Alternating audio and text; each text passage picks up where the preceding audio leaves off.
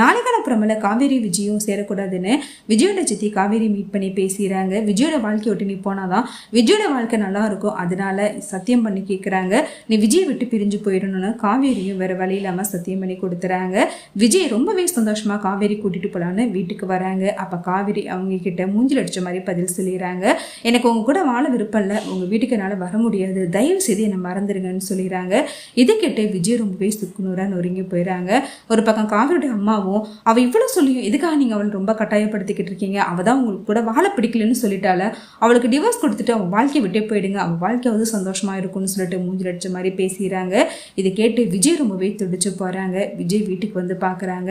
காவேரிக்காக வீட்டில் டெக்கரேஷன் பண்ணி வச்சது எல்லாத்தையுமே தூக்கி விசிறி எறிகிறாங்க.